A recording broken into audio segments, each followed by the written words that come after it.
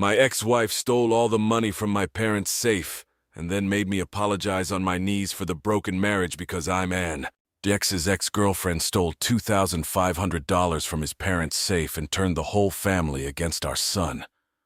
Now I'm helping my kid recover after they all chose a criminal over him. This situation is long and messy, so I'll try to include the relevant info only. I, 33F, broke up with my longtime partner, 34M, right before the pandemic. We stayed in the same house during lockdown and continued to live together afterward because we generally get along and had a child, 12M, to raise together. Over the last 4 years, we've been roommates and co-parents, and that's it. One day he was supposed to take our son to buy new school clothes. He came back 15 minutes later in tears, saying they were on their way to the store when his new girlfriend called, and he drove him back home to spend time with her. He even asked our son to lie to me for him, but he was tired of covering for him, implying he'd been lying for a while. When he got home, we had a massive argument. I didn't care if he dated other girls. I cared that he thought he had to sneak around and act like a jerk to me and our son. I told him if he had been a man about this new girl and just introduced me to her, maybe we could have all been friends. But instead, he had to act like a deceitful teenager. It ended with him moving out to live with his parents. A couple of days later, he called and apologized. He said he hoped it wasn't too late for him to do things right and hoped we could all be friends. I was hopeful we could finally co-parent in peace for our child's sake. This is where I might be wrong. I've always been close with my ex's parents, to the point where even after we broke up, I would be invited over regularly for dinner. They said even if I wasn't their son's partner, I was still their grandchild's mother, and that made me family. One day, my son texted me while at my ex's parents' house and invited me to dinner because they were having my favorite meal. I didn't think twice about coming over, even though my ex and his new girlfriend, whom I've never met, now live there. I figured everyone had to be okay with it since my son was inviting me. I ended up having dinner with my ex's parents and son, but my ex only came upstairs to grab 2 plates of food and went back downstairs. I asked my ex's mom why, and she said his girlfriend doesn't feel well today. Whatever. I thought she was just sick, and I'd meet her another day. I had a perfectly pleasant dinner with my ex-in-laws, helped clean up, and promised to bring them a coconut cake, my ex-father-in-law's favorite, and took my son home. Later, my ex blew up my phone with texts and calls saying it was weird and rude that I came over for dinner uninvited, that I made his new girlfriend uncomfortable and feel unwelcome, and that I caused trouble in their relationship because she assumed we must still be in love for me to come over and see his parents out of the blue like that. Exes don't do that. It's creepy. I had a talk with my son and asked him calmly if he had asked everyone else if it was okay if I came over before he texted me, and he sheepishly said he didn't know he had to ask, since it had never been a problem before. I didn't tell him about his dad's meltdown at me, or tell his dad that he was the one who invited me. He's a child and shouldn't be involved. Instead, I just told his dad that I was sorry my dropping by made things awkward, but I thought he wanted us all to be friends from now on, and I figured this was a good place to start. He said there was no way his new girlfriend would want to be friends with me now. Way she'd want to be my friend now that I made her feel uncomfortable in her own home. It wasn't my intention, but I admit I'd be perturbed if he brought this woman into my home. Hey all, I saw a post here recently about not getting many updates to stories submitted to this blog and figured I could give mine, even though it's a sad one. I also need to vent a little about this situation. Under the cut to save people's dashboards, my ex's new girlfriend will be Lisa, my ex-father-in-law will be Jack, and my ex-mother-in-law will be Mary. I'll start from the day after the dinner and give a concise recap of events. The day after the dinner, I brought Jack the coconut cake I promised, but not wanting to stir up trouble, I texted that I was bringing it over instead of dropping by unannounced like I normally would. Jack met me on the porch instead of inviting me in like he normally would, and I gathered from his distant but polite tone and body language that he was basically shooing me away. I was hurt that a man who had always treated me like a daughter was being cold, but I didn't say anything about it, and left. Over the next couple of weeks, my ex-in-laws continued to hold me at arm's length. Once I would consider them not only family but close friends. I used to take Mary to doctor's appointments and shopping trips, but texts asking her about her next appointment or inviting her to come shopping with me went unanswered. I used to go fishing and go-karting with Jack, but those invites also stopped. I had a sneaking suspicion my ex was behind the sudden change in my ex-in-laws, and I also started to notice a change in my son. Because my ex and I were never actually married, there was no formal custody agreement between us. He would just text his dad if he wanted him to come pick him up or text me if he wanted to come home. He's always been a daddy's boy, and spent more time with him than at home with me, and I was fine with that. But after the dinner, he spent a lot more time at home with me, and one day he went with his dad only to call me within the hour, crying and asking me to pick him up. On the way home, I gently reminded him that he could talk to me about anything, even if it was hard. Adjusting to his dad having Lisa in his life would be a challenge, but if he had any problems, he could tell me, and I would help him fix them. He told me what had transpired over my ex and Lisa's relationship from his point of view. My ex and Lisa had been dating for about 8 months before my son told me, and he pretty much knew about it from the beginning. My ex told him he couldn't tell me about it, and he agreed because he didn't want us to fight. My ex also had Lisa around my son from the beginning, and my son was wary of her at first, but started to like her. So the people saying I should meet Lisa before she was around my son, that ship unfortunately sailed long ago. The day after the dinner, Mary texted my son and basically said, "You're not in any trouble, but don't mention your mom around Lisa again." My son texted back asking why, and she said, "It's just easier not to upset her." Lisa started doing all the things with my ex-in-laws that I used to do. She took Mary to doctor's appointments, took her shopping, went fishing with Jack, and even tried to replicate my coconut cake. My son tried talking to his dad and said it felt like Lisa was trying to replace me. But my dad just said, "She's just being their daughter-in-law. Your mother isn't their daughter-in-law anymore." Still, my son is stubborn and insisted it wasn't fair that his mother was being excluded from the family. Her dad just kept repeating, "She's not family," to which my son yelled, "She's my mom. That makes her more family than Lisa." At this, Lisa apparently got up and left the room while my ex ran after her. Lisa didn't just leave the room, though. She took her keys, got in her car, and drove away. My ex drove after her, and Mary and Jack started scolding my son, saying he needed to apologize to Lisa when she got back. That's when my son called me in tears and asked me to come pick him up. He's insistent that he doesn't want to go back over there until they all apologize to him, and I don't blame him. I'm honestly at a loss at all this. My ex never had a problem with me being close with his parents even though we were broken up. Hell, I was the one who stayed with Mary in the hospital for 4 months after she had a heart attack and subsequent heart surgery in 2022. I was the one who went to doctor's appointments, organized her medications, and helped her with physical therapy. I was the one cooking meals every night and bringing them to Jack, because both he and my ex have been spoiled by Mary and don't know how to cook for themselves. I was the one cleaning the house for them for over a year while Mary recovered. I did it all because I loved them, not just as his family, but as dear friends. I don't know if this sudden change in behavior is how my ex felt all along, or if Lisa had something to do with it, though I suspect it's a combination of both. My ex is weaponized incompetence down to an art form, and I suspect now that he has a replacement woman to take care of him and his aging parents, he no longer needs me to do it. But that's basically all that's happened over the last month. Radio silence for me from people I used to love dearly, and I'm pushing my son away till he ran home in tears. As sad as I am for me, my heart breaks tenfold for him. I honestly did not think I would be updating this post any longer. In the last couple of months, I've gotten a lawyer and have been working out custody with my ex, which was rough at first, but then calmed down.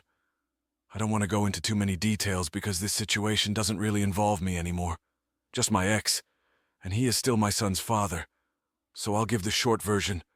When my ex was contacted by my lawyer, he started blowing up my phone saying I was trying to take his son and all his money away from him, and how could I do this to him because he would never do this to me, etc., etc. I shut that down quick and told him I didn't want a dime from him. I just wanted some assurance that the agreement we already had in place, VJ's son stays with me, but is free to visit him, VJ stays in place. He kept trying to say lawyers were unnecessary because he wasn't going to try to take him. I stuck to my guns, and he eventually caved. Meanwhile, I had my own things to sort through, and so did my son. It took a while to fully own the fact that I definitely contributed to the pain he's now feeling. When I broke up with my ex, I comforted him by telling him nothing would change. We were still living together. Then his dad moved out. And still, I told him nothing would change. I'd still be active in Jack and Mary's lives. I'd still go over there with him all the time. And while that was a nice thought, it didn't really prepare my son for the reality that families change all the time, and change doesn't have to be bad or scary.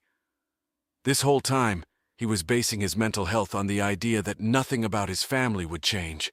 So Lisa's introduction slowly shattered. That feeling started to crumble away. That feeling. But change is good. Change is normal. I may not like being cut off from Jack and Mary, but they're not wrong when they say I'm not family anymore. They're not wrong for trying to be welcoming to the new woman in their son's life. It sucks, but life goes on. Anyway, my son has been going over there for a few hours about once or twice a week with lots of caveats that he, his dad, and I all agreed to. He gets to decide when he comes over. His dad can invite him, but he's allowed to say no, and he can't argue. No one will force him to interact with Jack, Mary, or Lisa if he doesn't want to. No one will take him anywhere if he doesn't want to go. If anyone makes him uncomfortable, he'll leave and walk to Diane's house and call me to come pick him up. Diane is a co-worker of mine who lives 3 blocks away and has known my son since he was a baby. This arrangement has been working out, and my son has said everyone has been extra nice to him, but they haven't actually apologized for anything they did. He slowly started to seem happier and happier over there, and asked if he could go to Jack's birthday party because his aunt and uncle from out of state would be visiting with their cousins, and I said yes. Well, tonight he came home and told me a doozy of a story. The party was great, everyone was having a good time, and my son's older cousin was showing him how to play the Nintendo 64. Lisa was nowhere to be found. Apparently she didn't feel good again, and my ex went downstairs to check on her. Suddenly they hear him screaming, "Where is it? What did you do with it?" Everyone got quiet and looked to the stairs where my ex stomped up and said everyone had to turn out their pockets because some money was missing from Jack and Mary's safe. For some context, this safe is locked under the stairs and needs a key and combination to get into it. It has important documents for the whole family and emergency cash in it. Jack, Mary, my ex, and now Lisa are the only ones who know the combination, and the only key is hidden in Jack and Mary's room. My ex went downstairs to check on Lisa, and she was asleep in bed, but the door to the cupboard under the stairs was open. He got a bad feeling and checked the safe, and about $2,500 was missing. He woke Lisa up, and she cried and said she had been asleep the whole time, and someone must have come down and stolen the money while she was sleeping. I was pretty gratified to hear that my ex's family are nowhere near as naive as he is, and immediately tore into him for believing that lie. None of them had a key or knew the combination, and all of them had been hanging out in the living room. Lisa cleans Jack and Mary's room all the time and knew where the key was. He told Lisa the combination, and Lisa was downstairs the whole time. Lisa is the only person who could have done it. He tried to defend Lisa and told everyone to leave her alone, but Jack put his foot down and told his son to find the money or he would call the cops. My ex went back downstairs to talk to Lisa, and everyone upstairs could hear her sobbing and calling him names. She went to get in her car, and my ex followed her, and what did he see sitting in her back seat? A bag stuffed to the brim with money, a bag that wasn't there a few hours ago. My ex tried to stop Lisa from leaving, but she tore out of the driveway like a bat out of hell. Jack and Mary are furious and want to press charges, and my ex is begging them not to, saying he can get her to bring it back. I'd quit This Is Going to Go Next, but honestly, I'm just kind of glad Lisa and my ex didn't take me up on my original offer to be friends. After the party, I didn't press my son to tell me any more about the Lisa situation in case he didn't want to talk about it, but he shared with me on his own that my ex found her the next day. She had only spent $70 of it, which she paid back. and he returned the money to Jack and Mary, who decided not to press charges. Lisa was not allowed back in Jack and Mary's house after that, so she and my ex broke up almost a week later. On November 25th, 2023, I got a call from Mary, the first one I had gotten from her since July. She started out by apologizing for not talking to me in so long and invited me over. This time I did ask who was going to be there, and she said it was just her and Jack in the house. My ex was at work. I said I wasn't sure if I should come over if it would be upsetting for my ex, and she said, "To hell with him, it's my house, and I invited you." So I went over that evening. Jack was glued to the TV and just nodded at me when I came in. Mary led me into the kitchen to talk privately. This time she apologized for being so distant and said it was my ex's idea that she and Jack cut all ties with me. I asked where he got the idea since it was never a problem before, and she said he didn't want to upset Lisa. She said walking on eggshells to not upset Lisa was apparently a common occurrence while she was living there. Lisa could be perfectly sweet and friendly, but the second you did anything to step on her toes, she would get in her car, leave, and swear she was never coming back. In fact, she told me a great deal of things I didn't know about Lisa and that my son was too young to notice. For instance, things I now know about Lisa. Lisa is 51, as I mentioned before on this blog, and has 3 grown children. She was living with her oldest son when she met my ex, but after about 10 months of them dating, her son kicked her out and she had nowhere to stay, so she moved in with Jack and Mary and my ex. Why? She's a drug user. Mary knows Lisa was on drugs because she admitted it to Jack. Jack is a retired cop and noticed strange behavior from Lisa, like sudden bursts of energy followed by collapsing in a dead sleep, mood swings, irritability, and coming and going at odd hours of the night, etc. Jack confronted both her and my ex with this information, and they admitted she was addicted to drugs but insisted she was getting treatment for it. Apparently that's actually how Lisa and my ex met. My ex is a recovered alcoholic, which was never brought up until now because it wasn't relevant to the situation until now. It was really bad when we were young, but I assumed he had been sober since 2018. Unbeknownst to me, he had slipped back into his drinking habit sometime in early 2023 when we were still living together. I was there for him when he was at his worst and can say with 100% certainty he wasn't acting as bad as he was back then. But he did stay out late a lot and always seemed tired. I just assumed he was working late, hanging out with friends or hooking up with women. We weren't a couple at that point, and I felt it wasn't any of my business what he spent his nights doing as long as it didn't affect our son, and at that point, I didn't believe it was. Fortunately, he realized on his own he needed to stop before he spiraled too far out of control and recognized he could not stop on his own. He joined a local drug and alcohol addiction program, and that's where he met Lisa. They were in different programs, but those programs were in the same building. They ran into each other by chance, hit it off, and started dating. Apparently, my ex even confessed to trying Lisa's drug of choice but swore up and down he was a recreational user only and wasn't addicted. Mary and Jack said Lisa could only stay with them if Lisa continued treatment and any and all drug usage in their house stopped. And my ex and Lisa agreed. Then the party happened, and Mary clarified a few things about that for me. What happened at the party was this. When my ex went downstairs to check on Lisa, he could tell she had been taking drugs, so he went to tuck her into bed. To get to their bedroom, you have to walk by the stairs, and he noticed the door leading under the stairs was open just a crack when usually it's latched shut. He put Lisa in bed, went to check it out, and didn't see anything wrong. But he didn't trust it, and opened the safe just to check. At this point, I interrupted and asked why Lisa even knew the combination. And Mary just said my ex claimed she needed to know it in case of an emergency, and she was stupid to agree to that.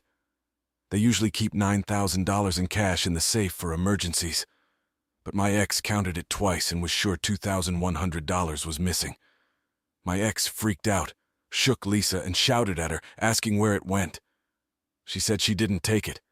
He came back up to accuse the rest of the family.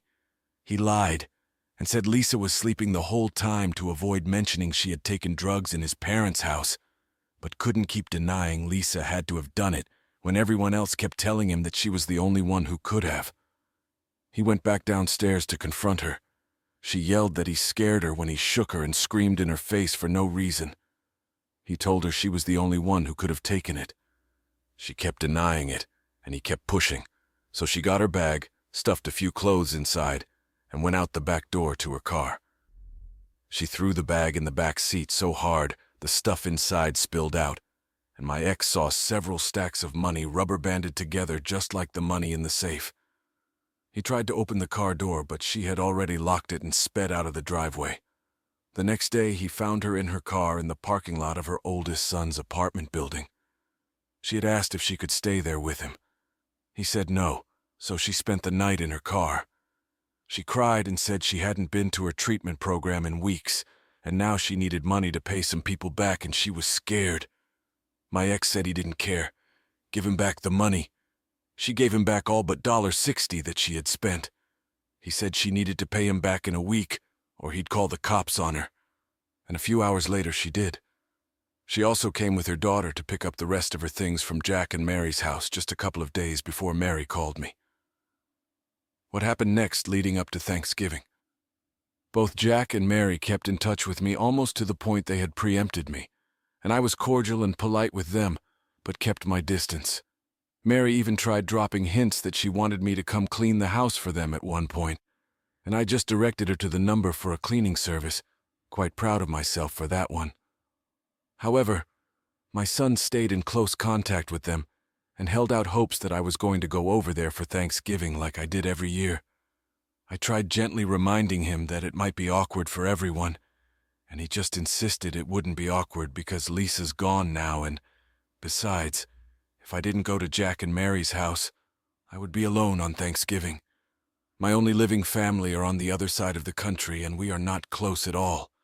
And according to my son, that was unacceptable. Then it happened. On Thanksgiving Eve, my ex texted me that he needed to talk to me and my son. Came over to tell us he was getting back together with Lisa.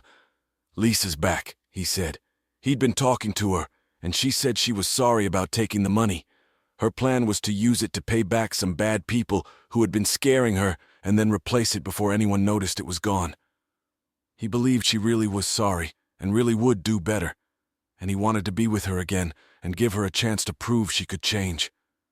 I didn't say anything, but my son, bless his heart, just said, "You really bought all that?" My ex looked annoyed at his tone but continued and said he was there to invite him out to dinner with him and Lisa because Lisa had already apologized to Mary and Jack and wanted the chance to apologize to him too. My son was quiet and looked uncomfortable, so I told him he could make whatever choice felt right and I would support him. To his credit, my ex did too, and said if he didn't want to be around Lisa, he wouldn't make him. He ended up saying he didn't want to go to dinner right then, but maybe later he would change his mind. Then he brought up Christmas and asked if I could still come over, and my ex's face fell. He said he doesn't think Lisa would be comfortable with me coming over. My son lost it at this, and so did I, but just internally. She already proved she would steal from the family at a social gathering less than a month ago. She hasn't done anything to make up for that yet, but she gets to go to Christmas. And I don't? My ex just said it was already decided that Lisa would be there for Christmas, and my son throwing a tantrum over it wouldn't change it. After he and my son exchanged some more heated words, he left. I tried telling my son, I am absolutely 100% fine not being invited to Christmas, that he should still go if he wants to, because it would make me sad if he felt like he has to pick me over the rest of his family. I told him if he can't forgive his dad yet, he should still go to see his cousins and aunt and uncle, and he can ignore him the whole time if he wants. It took a while, but he eventually agreed he still wanted to go. That is until he started getting texts. The texts. First, Mary texted my son saying she was disappointed in him for causing drama on Christmas Eve, and how everyone else has agreed to suck it up and be nice to Lisa for Christmas, and he should too. While he was showing me the text with tears in his eyes, he got another one from his aunt that said, "Shame on you. I can't believe the way you've been talking to your father." This sent my son down a spiral. He realized his dad had been talking about him to the rest of the family and probably twisting the situation to make him look bad. Her, a 12-year-old boy, y'all. I know I've made a lot of mistakes in this situation. I know I've been naive, but I feel like I've been a saint going out of my way to make sure my son doesn't resent his dad for any of this. I've been telling him over and over again that he's his dad and he loves him and he wants what's best for him, but this... I can't talk him out of this. I don't know where to begin. He begs me not to make him go over there for Christmas because he doesn't want to face his whole family not knowing what his dad has told them about him. I told him of course he doesn't have to. I text my ex that our son doesn't feel safe going over there for Christmas anymore, and my phone stays silent, but my son's phone blows up. He ended up blocking most of his family to get them to stop texting him and cried himself to sleep. Since then, I have not tried to get my son to contact his dad since October 26, 2022. He's called him a few times since then, and he mostly just answers with short 1 or 2 word answers. He doesn't go places with him anymore. He doesn't want to see him anymore. He has called me a few times to accuse me of turning his son against him. But it's pretty easy to shut him down with, "Would you want to talk to someone who turns everything you say against you to your own family?" I'm sure he's told his family a whole slew of colorful things about me, but I don't care. And none of them have reached out to me with vitriol. Just imagine that. An 11-year-old child. I don't know what's going on with Lisa or Mary or Jack anymore, and I don't care. I'm just focused on trying to bring my son back to that loud, boisterous, stubborn kid he used to be. And I think we're getting there slowly. Therapy is helping him, and I'm so glad I got the custody arrangement when I did.